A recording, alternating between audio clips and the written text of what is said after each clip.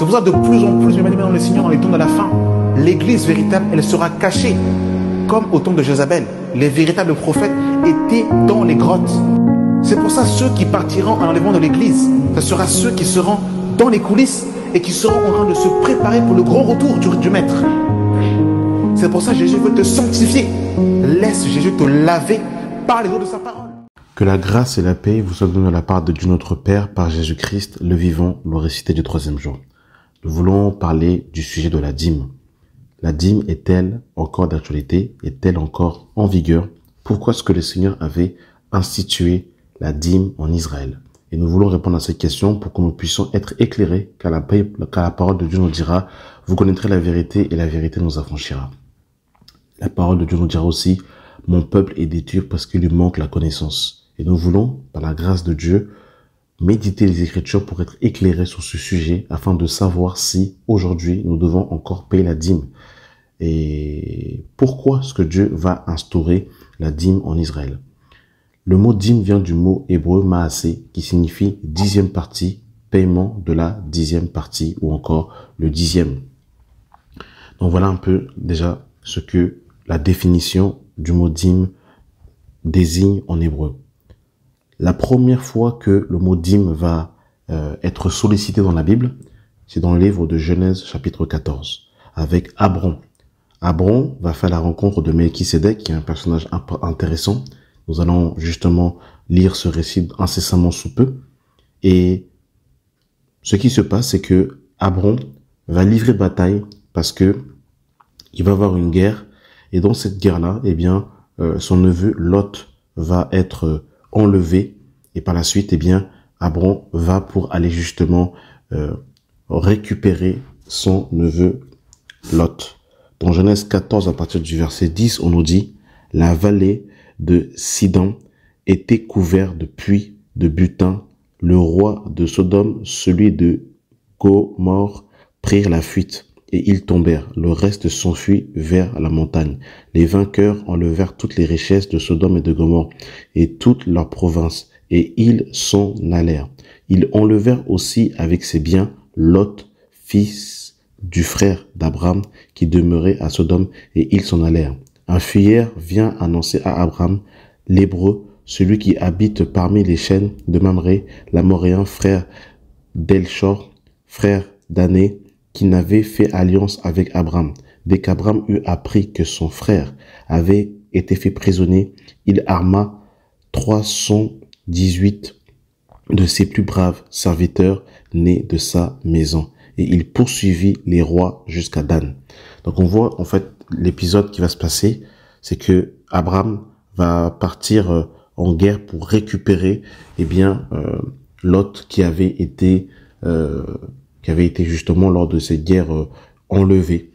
Et à la suite de cette bataille-là, dans le livre de Genèse 14, toujours le verset 17, on nous dit « Après qu'Abram fut revenu vainqueur de Keldo-Laomé et des rois qui étaient avec lui, le roi de Sodome sortit à sa rencontre dans la vallée de Chavé, qui est la vallée du roi. Melchisédek, roi de Salem, fit apporter du pain et du vin.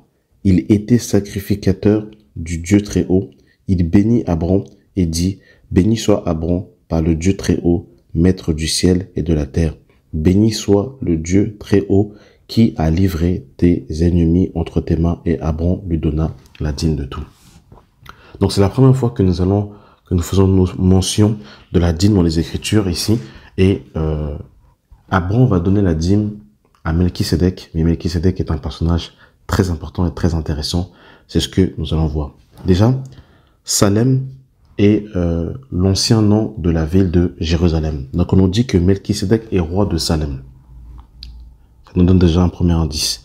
Et on nous dit aussi que il est sacrificateur. Donc, ce personnage, Melchisédek, est à la fois roi et à la fois sacrificateur. Et vous devez bien savoir, mes bien-aimés dans le Seigneur, que dans l'ancienne alliance, eh bien, il y avait les enfants d'Aaron, donc ceux qui étaient lévites, qui s'occupaient de la prêtrise, et il y avait les descendants de Juda qui faisaient partie de la lignée royale. Donc, les Lévites s'occupaient de tout ce qui était de la prêtrise, et les descendants, donc le roi qui avait été choisi par le Seigneur par rapport à la prophétie que Jacob va donner à ses 12 fils, Judas va recevoir une prophétie particulière.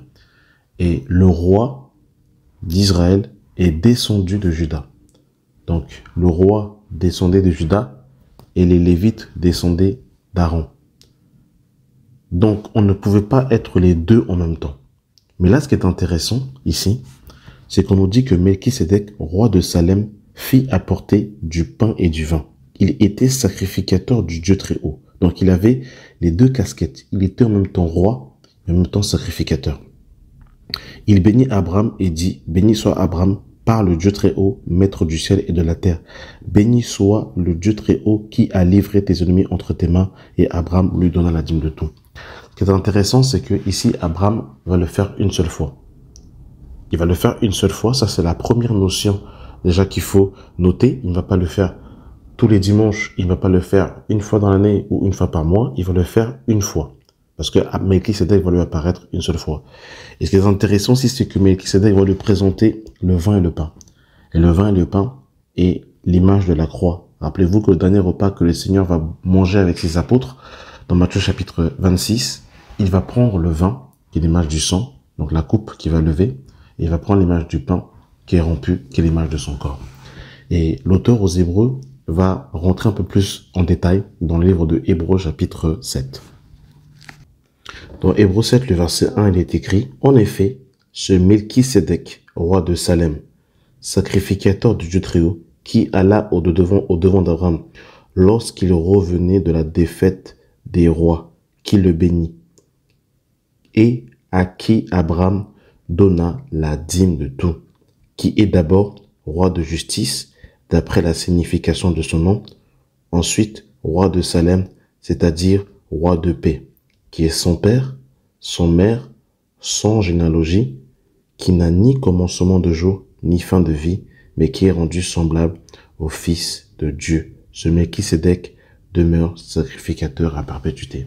Donc on comprend que ce Melchisédek qui est parti à la rencontre d'Abraham dans Genèse 14 n'est pas un homme lambda.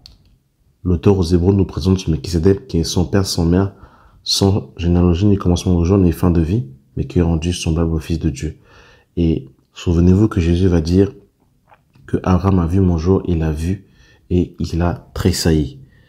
Et on nous dit par la suite, considérez combien est grand celui auquel le patriarche Abraham donna la dîme du butin. Ceux des fils de Lévi qui exercent le sacerdoce ont, d'après la loi, l'ordre de lever la dîme sur le peuple, c'est-à-dire sur le frère. Donc, ici, on nous dit bien, mes bien-aimés dans le Seigneur, que les Lévites, ils lèvent la dîme sur leurs frères d'après la loi. Donc, on peut déjà voir et déjà ici, juste dans ce texte, et comprendre que la dîme que les Lévites levaient sur leurs frères, c'était d'après la loi. Et il faut bien comprendre ici, la question qu'on peut se poser, c'est est-ce que cette loi-là est-elle encore en vigueur aujourd'hui? Mais nous allons avancer doucement. Donc nous avons compris, dans un premier temps, que la première notion dans la dîme, mes bien-aimés dans le Seigneur, c'est dans Genèse 14, lorsque Abraham revient de la guerre et qui va justement récupérer ce butin, qui n'était pas le sien, mais qui va justement avoir, suite à cette bataille qu'il va livrer pour récupérer son neveu Lot, et il va la donner à Melchisédek, qui est prêtre et roi en même temps. Et nous avons vu dans Hébreux chapitre 7 la description de Melchisédek, et Abraham va le faire une seule fois. La deuxième notion de la dîme que nous voyons dans les Écritures, c'est dans le livre de Genèse chapitre 28 avec l'épisode de Jacob. Jacob va avoir une expérience avec l'échelle lorsqu'il va s'endormir et qu'il va avoir la rencontre du Seigneur. On va lire ce texte. Genèse 28, le verset 16. Jacob s'éleva de son sommeil et il dit, « Certainement, l'Éternel est en ce lieu, et moi, je ne le savais pas. » Il eut peur et dit, « Que que ce lieu est redoutable. C'est ici la maison de Dieu, c'est ici la porte des cieux. Et Jacob se leva de bon matin, il prit la pierre dont il avait fait son chevet et il la dressa pour monument et il versa de l'huile sur son monument. Il donna à ce lieu le nom de Bethel, mais la ville s'appelait auparavant Uz. Jacob fit un vœu en disant, si Dieu est avec moi et me garde pendant ce voyage que je fais, s'il me donne du pain à manger et des habits pour me vêtir, et si je retourne en paix à la maison de mon père, alors l'Éternel sera mon Dieu. Cette pierre que j'ai dressée pour monument sera la maison de Dieu et je donnerai la dîme de tout ce que tu me donneras. Donc la deuxième notion de la Bible, de la dîme, c'est l'épisode avec Jacob dans le livre de Genèse 28. Il n'y a pas d'autre épisode où il n'y a pas d'autres textes qui nous disent si par la suite Jacob a donné la dîme ou pas. Mais en tout cas, c'est la deuxième notion qu'on va voir encore ici. Et encore une fois, ici, eh bien, Jacob voulait la donner à Dieu lui-même. Ça, c'est la première notion de la dîme.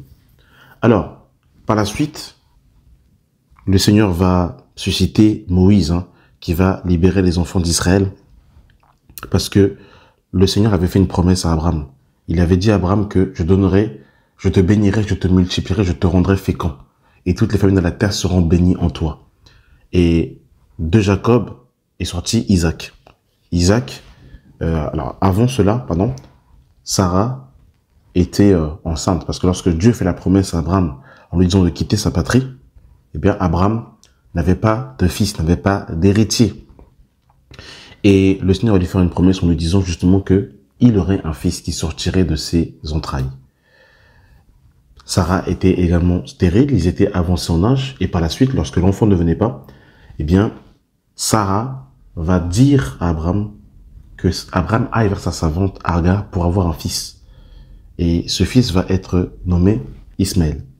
Mais ce n'était pas le fils de la promesse. Par la suite, Sarah va avoir un fils du nom de Isaac, qui signifie rire. Et c'est de Isaac, justement, que le Seigneur a fait son alliance pour pouvoir, justement, accomplir le dessein et la promesse qu'il avait fait à Abraham.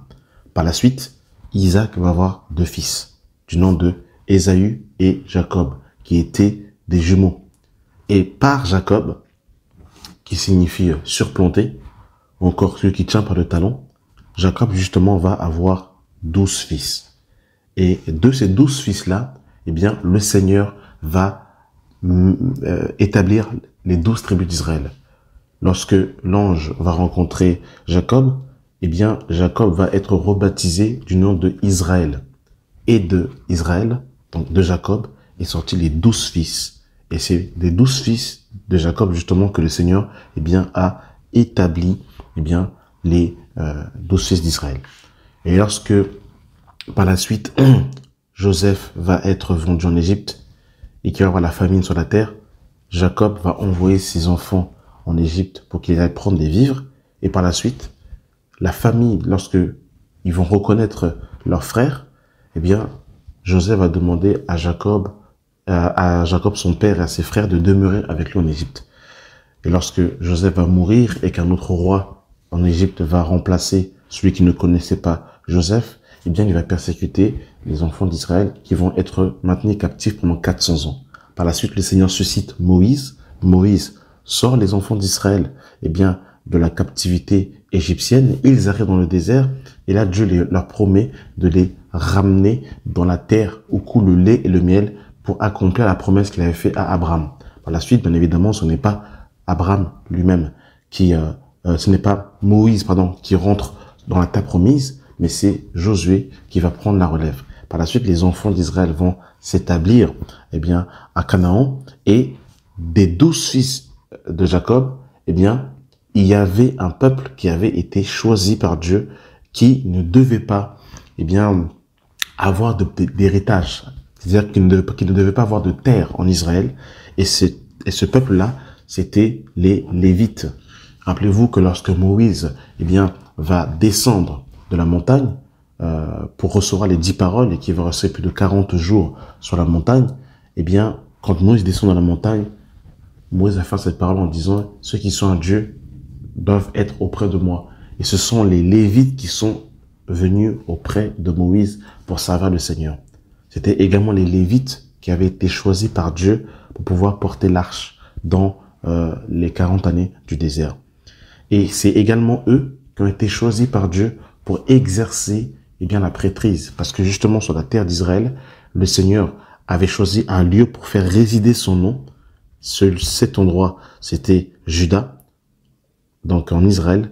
C'est Jérusalem, c'est là où Dieu avait choisi cet endroit pour y faire résider son nom.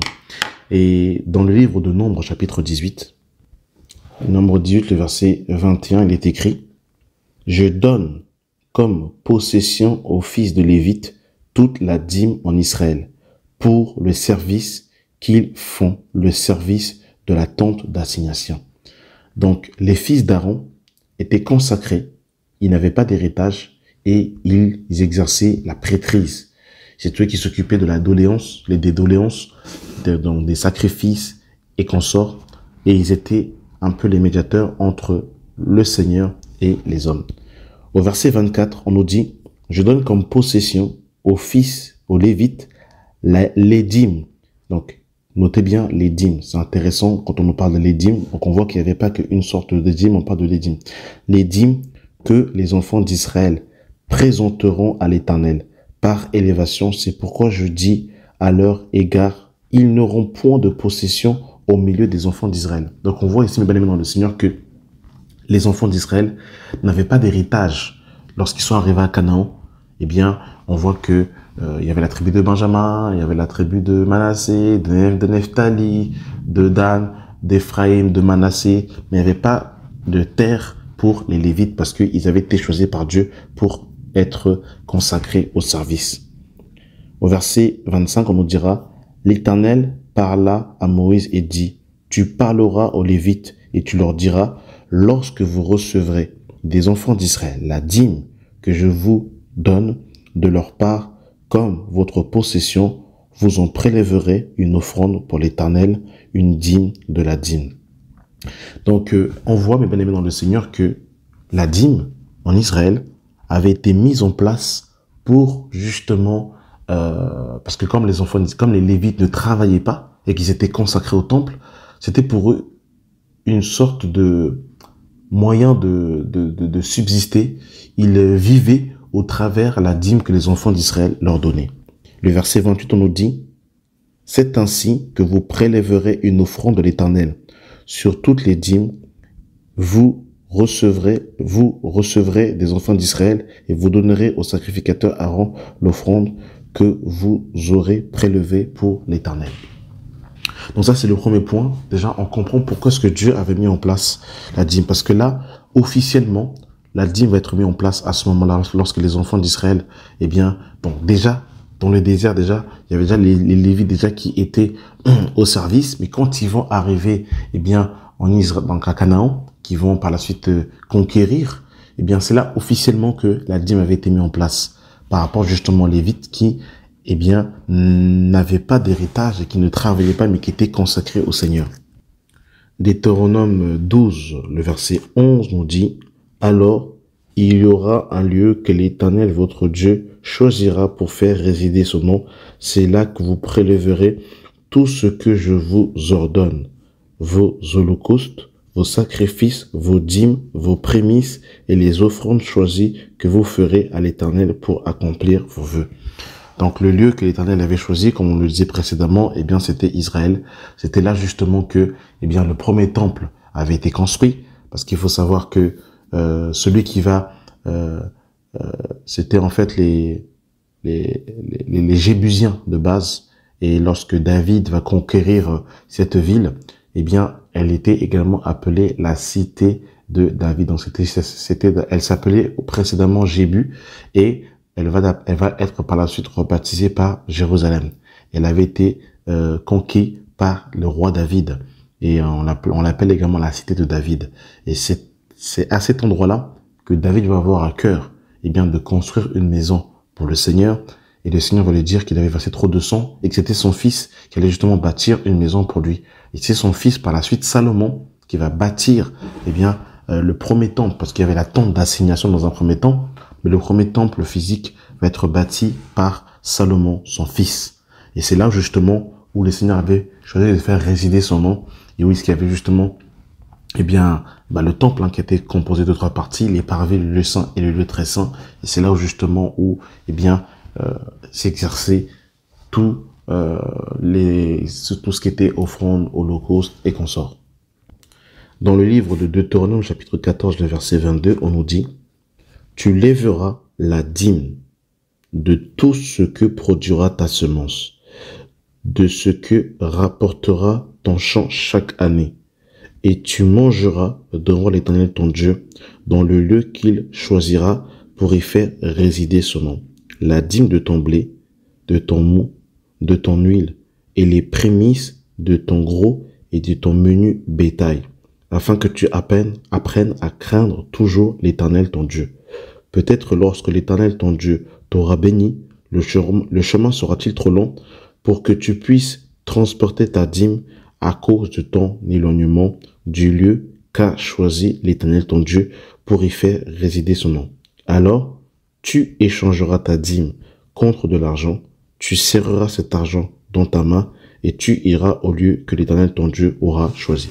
Donc là, mes bien-aimés dans le Seigneur, on voit ici, parce on nous parle des dîmes, il y avait une première sorte de dîme, et cette dîme-là revenait à la personne elle-même. Et la fréquence, eh bien, de cette dîme, c'était chaque année. On relit à partir du verset 22. Tu lèveras la dîme de tout ce que produira ta semence, de ce que rapporte ton premier champ chaque année. Donc c'était la fréquence de la dîme qui revenait à la personne elle-même. Cette fréquence, c'était une fois chaque année. Ça, c'était la première fréquence. Et surtout, eh bien, au verset 25 de Deutéronome 14, on nous dit « Tu échangeras ta dîme contre de l'argent ». Donc, on voit ici que la dîme venait des récoltes naturelles de la terre, des bétails, etc., etc.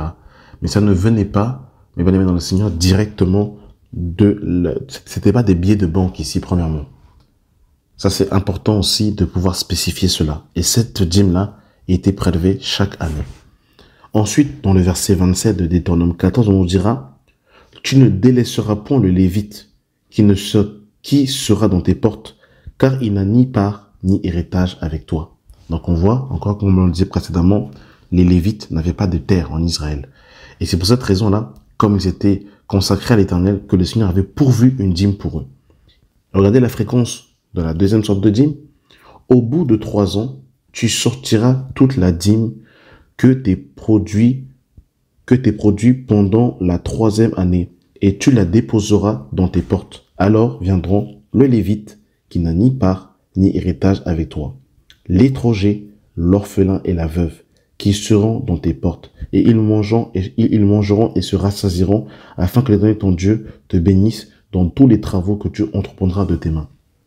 Donc on voit, bien aimé dans le Seigneur ici, que le Seigneur va pourvoir. Donc il y avait la dîme qui revenait à la personne elle-même. On avait vu que la fréquence de cette dîme-là, eh bien c'était une fois chaque année.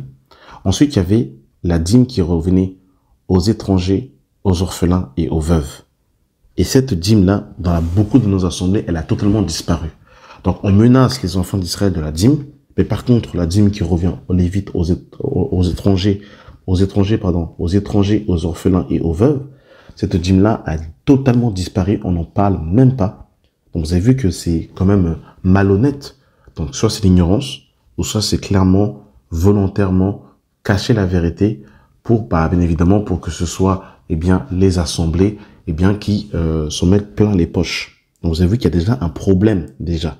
Quand on parle de la bénédiction, il faut présenter tout le conseil de Dieu. Comme Paul parle déjà dans Acte 20, je vous ai annoncé tout le conseil de Dieu sans rien vous cacher. Donc là, on voit qu'il y avait une dîme qui revenait aux étrangers, aux orphelins et aux veuves, tous les 3 ans. Tous les 3 ans. Où est cette dîme-là? Elle a disparu. Donc ça, c'était la deuxième sorte de dîme. La troisième sorte de dîme, c'était justement ces dîmes qui revenaient aux Lévites, comme on l'a dit précédemment. Mais aujourd'hui, mes bien-aimés dans le Seigneur, la question que j'aimerais nous poser, qui sont les Lévites dans vos assemblées? Parce que les Lévites, ce sont les descendants d'Aaron, dans la chair. Pas dans l'esprit, dans la chair. C'était les descendants d'Aaron, qui étaient Lévites, qui devaient exercer à partir d'un certain âge. À partir de 30 ans, déjà les premiers-nés, ils étaient consacrés à l'Éternel. Et au bout de 30 ans, il y avait en fait un âge aussi, quand on est dans le livre de Nombres, pour justement exercer la prêtrise. Où sont justement les Lévites aujourd'hui? D'autres qui viennent des Antilles, d'autres qui viennent de Madagascar, d'autres qui viennent du Congo, d'autres qui viennent de la Guyane, de la Guadeloupe, de la France, bref, de plusieurs pays, d'autres qui viennent d'Asie et qui ne descendent pas directement d'Aaron, qui ne sont même pas de la tribu de Lévi. Donc du coup, il y a un problème là. Donc concrètement, il y a un véritable problème parce qu'il n'y a pas de Lévites en fait dans la chair. Donc là, ça pose déjà un problème déjà. Vous voyez que si en fait on veut rester dans les textes bibliques, déjà la fréquence n'est pas respectée. La dîme qui revenait à la personne elle-même, on n'en parle aussi même pas. Les enfants de Dieu ne savent même pas qu'il y avait une dîme qui revenait à la personne elle-même, qui n'était pas de l'argent, mais qui venait en fait des récoltes de la terre et qui devait être changée contre de l'argent. Donc vous voyez qu'il y a un problème sans précédent, mes bien-aimés dans le Seigneur. Il y a un problème. Il y a quelque chose qui bloque. Deutéronome 26, le verset 12 nous dit, « Lorsque tu auras achevé de lever toute la dîme de tes produits, la 3e année, l'année de la dîme, tu la donneras aux Lévites, à l'étranger, à l'orphelin et à la veuve. » Vous avez vu, le Seigneur répète ce qu'il avait dit précédemment. Où est cette dîme-là? Où sont ces dîmes-là? Bonne question. Mystère et boule de gomme, ça a totalement disparu. Alors, il y a bien évidemment le verset phare que la plupart des églises utilisent pour menacer les enfants de Dieu et pour les mettre sous un joug en les menaçant de donner l'argent. Il faut savoir que lorsque la tente d'assignation va être mise en place et que le Seigneur va donner, il faut savoir que lorsque Moïse est monté sur la montagne, le Seigneur a donné à Moïse le modèle du temple céleste pour que Moïse justement représente ce temple sur la terre.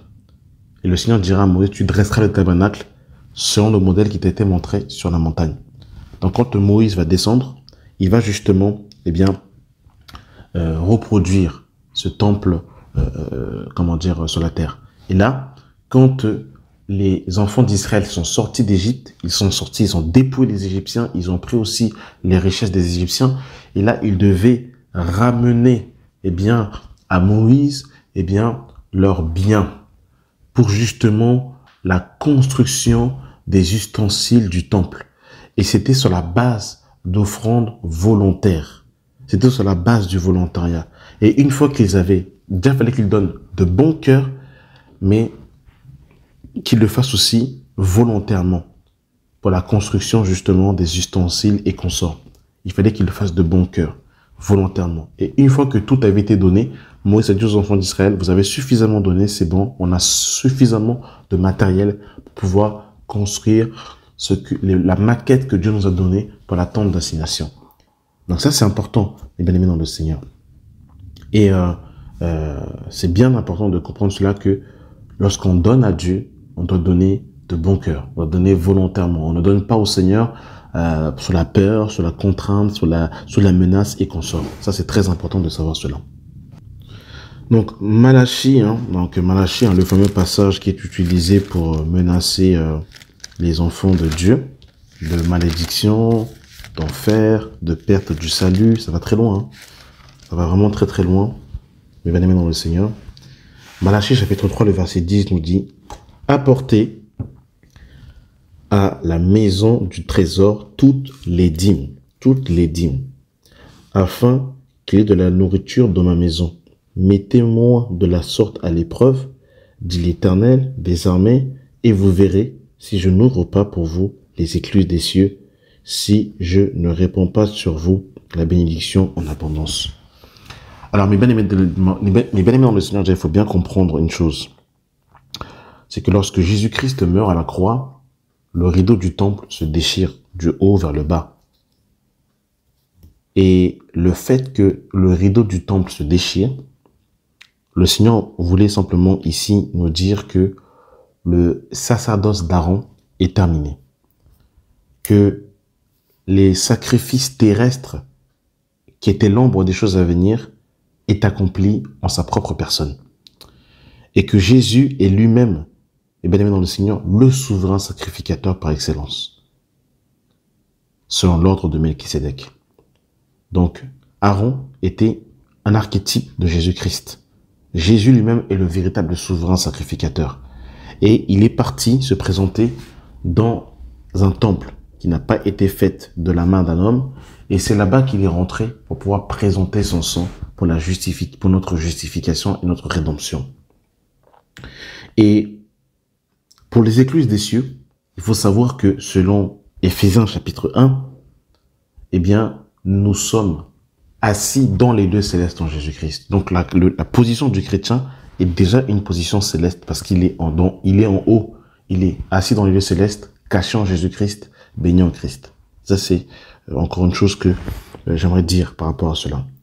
Maintenant, la question qu'il faut se poser, c'est quoi la maison des trésors? Parce qu'on nous dit apporter à la maison des trésors toutes les dîmes. La question qu'il faut se poser, c'est quoi la maison des trésors? C'est important, mesdames et messieurs, dans les seigneurs, d'être comme les Juifs de Béret, de vérifier les Écritures pour voir si ce que l'on vous dit, si c'est exact. Parce que le problème de beaucoup de chrétiens, c'est que beaucoup sont idolâtres, ils sont comme des perroquets, répètent ce qu'on leur a enseigné sans eux-mêmes aller vérifier pour voir si ce que l'on leur dit, si c'est exact. Et beaucoup sont prêts à nous taxer de faux frères, de faux prophètes, de rebelles, etc., etc., mais sur base de rien. Sur base de rien, sans fondement scripturaire. Il faut prendre les Écritures dans leur entièreté et comprendre aussi la dispensation, comprendre dans quelle ère du temps nous sommes pour pouvoir justement, eh bien, enseigner le vrai message de l'Évangile. C'est important. Donc, question. Quelle est la maison des trésors? Mystère et boule de gomme. Est-ce que la maison des trésors a à voir avec, justement, nos bâtiments qu'on appelle église? Parce que, mes bien-aimés dans le Seigneur, là, à ce moment-là, quand nous lisons, il faut bien savoir que l'ancienne alliance, parce que dans l'esprit de beaucoup de chrétiens, l'ancienne alliance, c'est de Genèse à Malachie, ou encore à 2 Chroniques selon certaines versions. Alors que l'ancienne alliance va jusqu'aux évangiles. Et la nouvelle alliance commence officiellement dans Actes des Apôtres. Parce que Jésus a vécu sous la loi. On le verra par la suite. Donc quand on lit Matthieu, Marc, Luc, Jean, nous sommes encore dans l'ancienne alliance. Ça, il faut bien le comprendre. Il faut bien le spécifier. Donc, quand on parle de la maison de Dieu, le temple n'a rien à voir avec l'église. Ça, il faut bien le comprendre, en fait. C'est que dans la dispensation de l'église n'a jamais été associée à un bâtiment. Ça, il faut bien le comprendre. On va lire un passage dans le livre de Acte 17. Acte 17, le verset 24. Le Dieu qui a fait le monde et tout ce qui s'y trouve, étant le Seigneur du ciel et de la terre, n'habite point dans des temples faits par des mains d'hommes. Donc là, c'est clair et net. Hein. Le Seigneur nous dit clairement qu'il n'habite pas dans les temples faits par des mains d'hommes. Donc quand on nous dit ne venez pas dans la maison de l'Éternel les mains vides, il y a un problème parce que Dieu n'habite pas dans les bâtiments. Sa maison, c'est nous, selon Hébreux chapitre 3. Hébreux 3, le verset 1. C'est pourquoi, frères saints, qui avaient part à la vocation céleste, considérez l'apôtre et le souverain sacrificateur de la foi que nous professons, Jésus-Christ, qui était fidèle à celui qui l'a établi comme le fut Moïse dans toute sa maison, car il a été jugé digne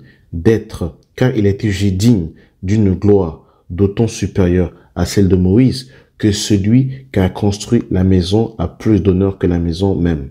Chaque maison est construite par quelqu'un, mais celui qui a construit toute chose, c'est Dieu. Pour Moïse, il a été fidèle dans toute sa maison de Dieu comme serviteur pour rendre témoignage de ce qui devait être annoncé. Mais Christ l'est comme fils sur sa maison, et sa maison, c'est nous. Et sa maison, c'est nous. Donc nous sommes la maison de Dieu. La maison de Dieu n'a rien à voir avec un bâtiment d'église. Donc on ne peut pas demander à des enfants de Dieu de donner la dîme pour construire la maison de l'Éternel. Ça, c'est une hérésie, c'est une bêtise. Et bien aimé dans le Seigneur, la maison de Dieu n'a rien à voir avec un bâtiment d'église. La maison de Dieu, c'est toi et moi qui sommes des pierres vivantes qui nous bâtissons ensemble et qui sommes un édifice spirituel, mes bien-aimés dans le Seigneur. C'est pour ça que Jésus-Christ dira dans Jean chapitre 4, ce n'est ni à la montagne, ni à Jérusalem qu'il faut adorer le Père, car Dieu est esprit et il faut que ceux qui l'adorent en esprit, en vérité. Dans Matthieu 18, Jésus-Christ dira, car là où 2 ou 3 sont assemblés en mon nom, je suis au milieu d'eux. Donc la maison de Dieu n'a rien à voir avec un bâtiment d'église. C'est pour ça que les premiers chrétiens ne demandaient pas des sommes astronomiques pour pouvoir avoir la plus grande église en Israël. Et bien aimé dans les Seigneurs, ils se rassemblent dans les maisons, dans les jardins, dans les catacombes, toutes ces choses. Déjà, à leur époque, ils étaient persécutés. C'est quand le catholicisme romain va venir en place que la construction des bâtiments va se faire, mes bien aimés dans le Seigneur. Mais les chrétiens de l'église primitive ne dépensaient pas des milliers et des cents pour construire la plus grande église de France. Alors, je ne suis pas en train de dire que si des bien-aimés ont un local, ils pêchent, pas du tout. On voit que Paul, dans Acte 19, dans Acte 19, si je ne m'abuse, va louer l'école de Tyrannus. Donc, on peut avoir des locaux ou, on va dire, une maison assez importante pour pouvoir recevoir les bien-aimés pour la pose des doctrines, pour l'enseignement. Il n'y a pas de souci. Par contre, il ne demandait pas des dîmes et des offrandes pour construire la maison de Dieu. Parce que le temple de Salomon était la maison de Dieu parce que la gloire de Dieu y demeurait dans le Saint des Saints. Dans la tente d'assignation, c'était là où le Seigneur rencontrait Moïse et Aaron à la tente d'assignation parce qu'il y avait la présence de Dieu. Mais aujourd'hui, il n'y a pas de temple. Déjà, le temple, le deuxième temple a été détruit en 70 par les Romains, par Titus. Le deuxième temple va être détruit. Jésus-Christ dira dans Matthieu chapitre 24 que cette pierre ne restera pas ici pierre sur pierre qu'elle ne soit renversée. Et aujourd'hui, nous sommes la maison de Dieu, selon 1 Corinthiens chapitre 3. Ne savez-vous pas que vous êtes le temple de Dieu et que l'Esprit de Dieu habite en vous? Donc, on voit clairement ici, mes bien-aimés dans le Seigneur, que la maison de Dieu n'a rien à voir avec un bâtiment d'église. Donc, quand on nous dit d'apporter à la maison des trésors toutes les dîmes, la maison des trésors n'a rien à voir avec ton bâtiment d'église. Ça, il faut le savoir. La maison des trésors, mes bien-aimés dans le Seigneur, avait un rapport avec le temple qui avait été construit, mes bien-aimés dans le Seigneur, par Salomon et par la suite par Zorobabel, le deuxième temple. Et c'était des magasins, des stocks de nourriture. Là, on stockait la nourriture. Et on a dit qu'il y avait plusieurs sortes de dîmes. La première, c'était la dîme qui revenait à la personne elle-même. Cette dîme-là était prélevée chaque année, où on devait changer la dîme contre de l'argent. La deuxième sorte de dîme, c'était la dîme qui revenait aux étrangers, aux orphelins et aux veuves. Cette dîme-là était prélevée tous les 3 ans. La troisième sorte de dîme, c'était la dîme qui était donnée aux Lévites tous les 3 ans, parce que les Lévites n'avaient pas d'héritage. Mais non, dans les Lévites, il y avait aussi ce qu'on appelle le grand prêtre. D'accord? Le souverain, le grand prêtre. Et c'était à lui, justement, que revenait la 4e sorte de dîme. Et cette dîme-là, on l'appelle la dîme de la dîme, mes bien-aimés dans le Seigneur. Néhémie 10, le verset 35 à 38. Nous résolûmes d'apporter chaque année à la maison de l'Éternel les prémices de notre sol, les prémices de tous les fruits, de tous les arbres, d'amener à la maison de notre Dieu, aux sacrificateurs qui font le service dans la maison de notre Dieu, les premiers-nés de nos fils et de nos premiers bétails, comme il est écrit dans la loi, les premiers-nés de nos bœufs et de nos brebis, d'apporter aux sacrificateurs dans la chambre de la maison de notre Dieu les prémices de notre pâte, de notre offrande, des fruits, de tous les arbres, du mou et de l'huile, et de livrer la dîme de notre sol aux Lévites qui doivent, la prendre eux-mêmes dans toutes les villes situées sur les terres que nous cultivons. Le sacrificateur, fils d'Aaron, sera avec le Lévite quand ils lèveront la dîme, et les Lévites apporteront la dîme de la dîme à la maison de Dieu dans la chambre de la maison des trésors. Donc vous avez vu que c'est la 4e sorte de dîme. En fait, les Lévites recevaient une dîme. Et ensuite de cette dîme-là, il y avait encore ce qu'on appelle la dîme de la dîme. C'était comme si sur le 10e qui recevait des enfants d'Israël, et bien sur ce 10e-là, il y avait encore un autre 10e qui donnait en fait, en gros, aux sacrificateurs dans la chambre à la maison des trésors, qui était un rapport avec le temple qui n'a rien à voir avec nos bâtiments d'église, mes bien-aimés dans le Seigneur. Donc, il faut bien comprendre que nous avons dit précédemment, mes bien-aimés dans le Seigneur, que Jésus, aujourd'hui, est le souverain sacrificateur selon l'ordre de Melchisédek. Mais ce qui est très intéressant, comme je l'ai dit précédemment, il n'y a plus de Lévite aujourd'hui dans l'église de Dieu. Parce que Christ a fait de nous un royaume de sacrificateurs. On va le lire. Apocalypse 1, à partir du verset 5. À celui qui nous aime et qui nous a lavé de nos péchés par son sang, et qui a fait de nous un royaume des sacrificateurs pour Dieu son Père. À lui soit la gloire et la puissance au siècle des siècles. Amen. Donc, nous sommes sacrificateurs, tous, en tant qu'enfants de Dieu. Ça, c'est important de comprendre cela, mes bien-aimés dans le Seigneur. Donc, vous avez vu, quand on veut remettre les gens sous l'ignorance, ça pose problème. On va lire un autre passage dans le livre de Matthieu, chapitre 23. Matthieu 23, le verset 23, qui nous dit « Malheur à vous, scribes et pharisiens, hypocrites, parce que vous payez la dîme de l'amont, de l'ânesse et du cumin, et que vous laissez ce qui est le plus important dans la loi, la justice, la miséricorde et la fidélité. C'est là ce qu'il fallait pratiquer sans négliger les autres choses. » Donc on a dit que dans les évangiles, on est encore, et bien aimé dans le Seigneur, dans l'ancienne alliance. Ça, il faut bien le comprendre. Parce que selon l'auteur aux Hébreux, eh bien, pour que un testament soit valable, il faut que la mort du testateur soit constatée. Or, présentement, dans les évangiles, nous ne sommes pas encore dans la nouvelle alliance parce que Jésus n'est pas encore mort et ressuscité. Donc, Jésus est venu et il a vécu sous la loi. Ça, c'est très important de comprendre cela. Galates 4, le verset 4. Mais lorsque les temps ont été accomplis, Dieu a envoyé son Fils, né d'une femme, né sous la loi, afin qu'il rachète ceux qui étaient sous la loi, afin que nous recevons l'adoption. Donc, mes bien-aimés dans le Seigneur, Jésus a vécu sous la loi.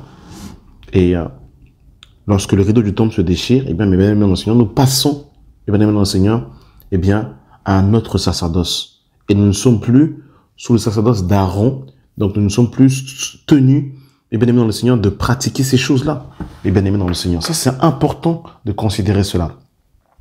Alors aujourd'hui, mes bien-aimés dans le Seigneur, qu'en est-il, eh bien, de la dîme qui revenait aux étrangers, aux orphelins et aux veuves, mes bien-aimés dans le Seigneur?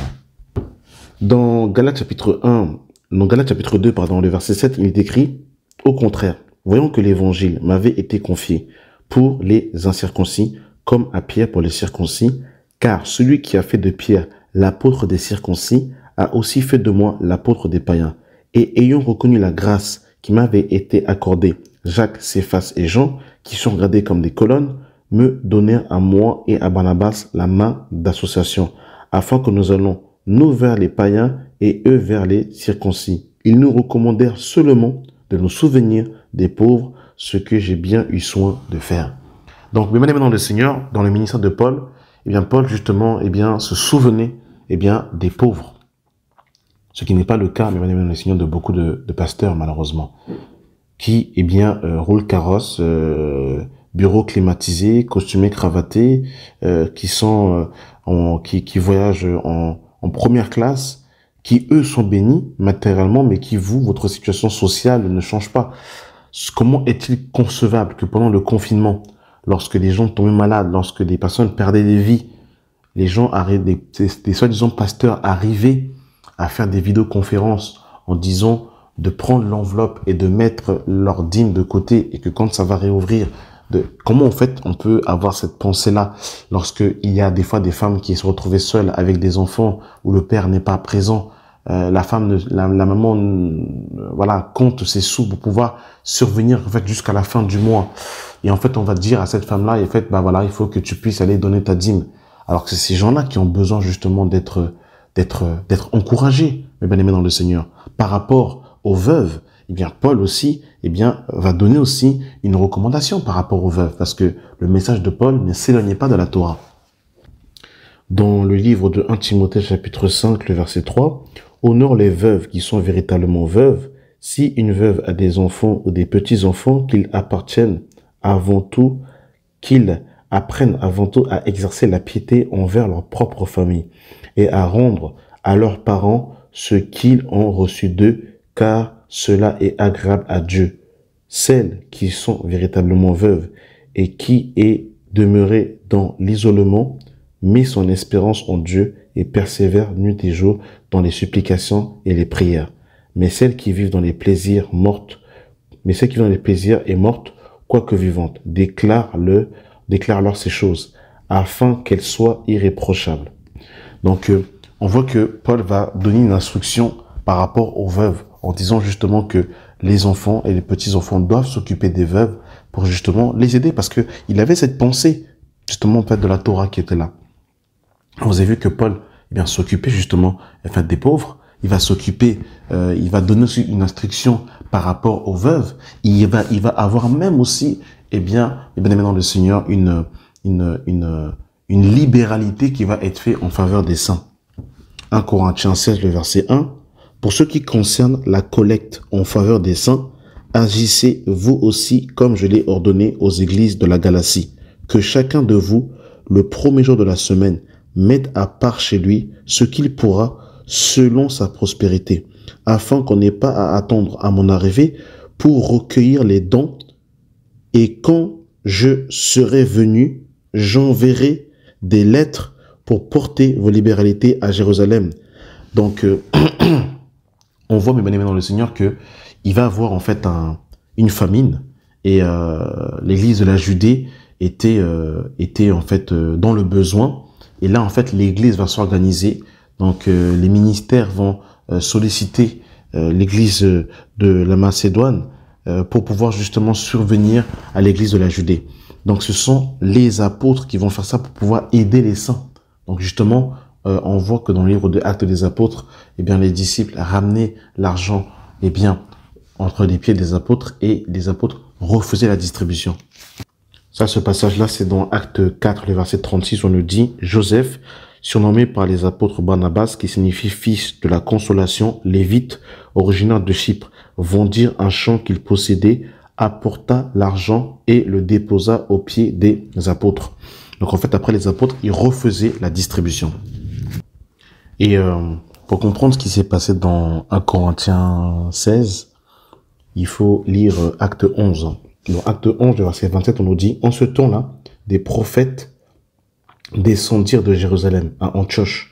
L'un d'eux, nommé Agabus, se leva et annonça par l'Esprit qu'il y aurait une grande famine sur toute la terre. Elle arriva en effet sous Claude. Les disciples résolurent d'envoyer, chacun selon ses moyens, des secours aux frères qui habitent la Judée. Ils les firent parvenir aux anciens par les mains de Barnabas et Saul. Donc, vous avez vu qu'il va y avoir une distribution pour pouvoir justement subvenir, aider, les bien-aimés dans le Seigneur. Donc, dans l'assemblée, il y a aussi justement la dîme, il y a aussi justement cette libéralité en faveur des saints. Donc, en d'autres termes, il y a une naissance dans l'église. L'église, justement, peut pouvoir s'aider les uns les autres. S'il y a une naissance, par exemple, lorsqu'il y a un événement, à l'occurrence un mariage, une participation peut être faite. Par exemple, lorsqu'il y a un décès, l'église peut se mobiliser par rapport à cela. Un bien-aimé peut-être vient d'avoir un appartement, l'église peut l'aider pour le déménagement, peut-être participer financièrement si la personne a des soucis. Et ça, mes bien-aimés dans le Seigneur, ça fait partie, mes bien-aimés dans le Seigneur, des Écritures. Donc ça, c'est important de comprendre cela, mes bien-aimés dans le Seigneur. Donc on voit, mes bien-aimés dans le Seigneur, que Paul va nous parler justement des pauvres qu'il va avoir soin de faire.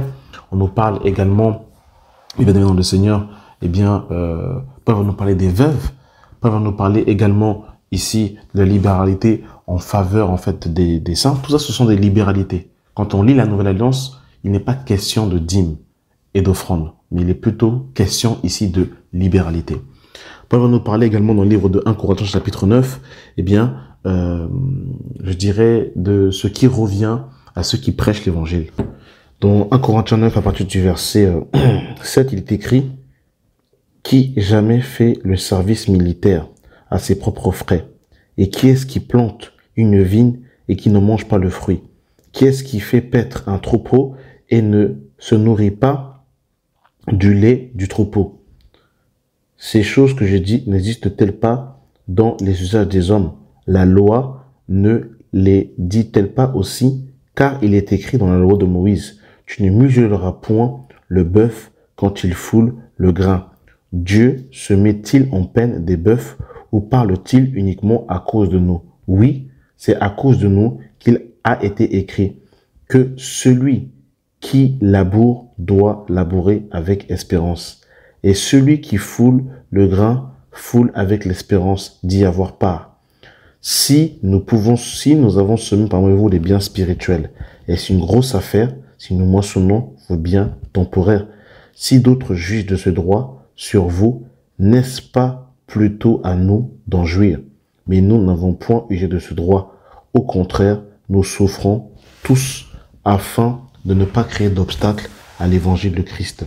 Ne savez-vous pas que ceux qui remplissent des fonctions sacrées sont nourris par le temple, que ceux qui servent à l'autel ont part à l'autel? De même aussi, le Seigneur a ordonné à ceux qui annoncent l'évangile de vivre de l'évangile. Pour moi, je n'ai pas voulu oser aucun de ces droits, et ce n'est pas afin de créer en ma faveur que j'écris cela, car j'aimerais mieux mourir que de me laisser enlever du sujet de gloire. Si j'annonce l'évangile, ce n'est pas pour moi un sujet de gloire, car la nécessité m'en est imposée. Et malheur à moi si je n'annonce pas l'évangile. Si je le fais de bon cœur, j'en aurai par récompense. Mais si je le fais malgré moi, c'est une charge qui m'est confiée. Quelle est donc ma récompense? C'est d'offrir gratuitement l'évangile de Christ que j'annonce sans user de mon droit de prédicateur de l'évangile. Donc, on voit ici que Paul va nous parler, des droits qui revient, bien aimé dans le Seigneur, à ceux qui annoncent l'évangile. Paul nous dira que ceux qui sont à l'enseignement et à la prédication doivent être jugés dignes d'un double honneur. Et bien évidemment, cet honneur-là, ce n'est pas l'idolâtrie, ce n'est pas d'accepter, les méfaits, mais ceux qui sont à l'enseignement, doivent être jugés dignes d'un double honneur, d'une considération, selon si on peut exprimer ça comme ça. Et ceux qui prêchent l'évangile, ont le droit de vivre de l'évangile. Et le droit de vivre de l'évangile ici ne veut pas dire que le prédicateur doit imposer de l'argent à chaque prédication, exhortation, prière qu'il fera à un bien-aimé. Toutefois, le prédicateur peut recevoir des biens. Et quand on parle des biens, il n'est pas question uniquement ici des billets de banque. Il peut recevoir de la part des frères et des sœurs, ils peuvent lui faire des dons, ils peuvent le bénir. Parce que, le prédicateur va annoncer l'évangile de Christ, il va prêcher la parole de Dieu, il va semer dans la vie des bien-aimés des biens spirituels, et les bien-aimés, s'ils sont touchés par le Seigneur, peuvent lui donner des biens temporaires parce qu'ils ont été bénis, alimentés, abreuvés spirituellement par ce serviteur qui va leur donner la nourriture, qui va contribuer à leur perfectionnement, à l'affermissement de leur élection et à la maturité du Fils de Dieu en eux. Et en vue de ces choses, effectivement, ils peuvent apporter, donner de bon cœur, sans que l'homme de Dieu mette une pression, parce que le serviteur de Dieu doit vivre par la foi, il doit s'attendre à Dieu, et Dieu lui-même va toucher les cœurs. S'il reçoit gloire à Dieu, et s'il ne reçoit pas gloire à Dieu, il ne doit pas baser sa prédication, son ministère sur ce que les frères et les sœurs vont lui donner. Mais il doit s'attendre à Dieu et le faire d'abord parce qu'il aime les âmes.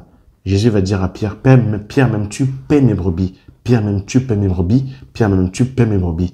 Donc c'est l'amour qui doit d'abord motiver les serviteurs de Dieu, ou doit être prêt à mourir pour les brebis. Et c'est ça avant tout qui doit être une source de motivation pour les serviteurs de Dieu et non pas un gain. Parce que celui qui cherche le gain est déjà passé à côté. Pierre va dire à Simon le magicien, malheur à toi, parce que tu as cru que le don de Dieu se monnayait à prix d'argent.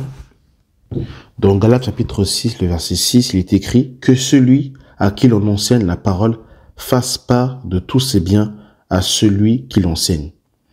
Donc, c'est un peu la même pensée qu'on a lu dans le livre de 1 Corinthiens chapitre 9 ici. C'est l'aspect effectivement que lorsque on considère qu'un serviteur a véritablement été appelé de Dieu au loin du Seigneur, eh bien, Dieu peut nous mettre à cœur, eh bien, de pouvoir bénir ce serviteur, de pouvoir bénir un ministère par, en fait, ses biens. Il faut voir, par exemple, que la sœur Lydie a ouvert sa maison pour pouvoir recevoir Paul et ses compagnons afin que l'évangile soit annoncé. Et quand on lit le livre de Luc, chapitre 8, on voit qu'il y avait des bien-aimés, donc des femmes, qui servaient le Seigneur par leurs biens.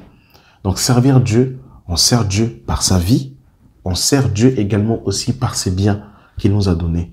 Et ça, on le voit même dans le livre de l'Ancienne Alliance, que lorsque les enfants d'Israël sont sortis d'Égypte, ils devaient servir Dieu avec leur vie, mais servir Dieu également avec leurs biens. Quand on sert Dieu avec tout son être. On sert Dieu par notre vie et on sert Dieu également par notre matériel.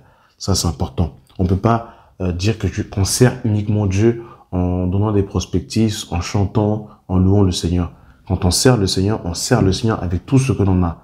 Avec ses biens, ça peut être sa voiture, ça peut être sa maison, ça peut être des biens matériels qu'on va utiliser pour faire avancer l'œuvre de Dieu. Et en l'occurrence, quand quelqu'un est vraiment appelé du Seigneur, eh bien, le Seigneur peut nous mettre à cœur, eh bien, de pouvoir le bénir, bénir ses entrailles, bénir en fait sa famille, bénir la communauté pour que l'œuvre de Dieu puisse avancer.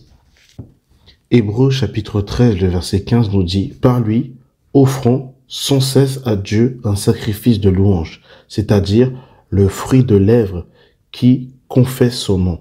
Et n'oubliez pas la bienséance et la libéralité, car c'est à de telles choses que Dieu prend plaisir. » Et rappelez-vous que lorsque l'ange vient voir Corneille, dans le livre de Acte 9, l'ange va dire « Tes prières et tes aumônes sont montées à Dieu. » Tes prières et tes aumônes sont montées vers Dieu. Donc le Seigneur prend plaisir aux libéralités, aux dons. Lorsqu'on aide son prochain, lorsqu'on donne à son prochain, le Seigneur prend plaisir à de telles choses. Et je terminerai par un dernier passage. Dans 2 Corinthiens 9, le verset 7, il est écrit « Que chacun donne comme il a résolu en son cœur, sans contrainte ni tristesse, car Dieu aime celui qui donne avec joie. » Et Paul va nous dire aussi, cette parole dans le livre de Acte 20, il dira qu'il y a plus de bonheur à donner qu'à recevoir. Donc, mes bien-aimés dans le Seigneur, j'ai voulu nous présenter un peu dans un sens large l'aspect de l'argent, parce que c'est vrai que l'argent est un peu tabou dans l'Église. Soit, effectivement, il y aura une extrapolation, effectivement, par rapport à tout ce qui est argent, etc. Il y aura une extrapolation, ou soit, effectivement, c'est un sujet sur lequel on ne va pas en parler, alors que on voit bien que l'argent est bien présent dans la Bible et qu'on ne peut pas ne pas parler de tout ce qui est bien matériel, etc. Donc j'ai voulu un peu brosser, nous présenter un peu en fond et en large la pensée du Seigneur, la pensée des Écritures par rapport à l'argent, l'organisation qu'il doit avoir en fait au sein d'une église locale. Donc voilà, en tout cas j'espère que cet audio éclairera plus d'un. Merci d'avoir pris le temps d'écouter et que la grâce et la paix soient avec vous au nom de Jésus. Amen.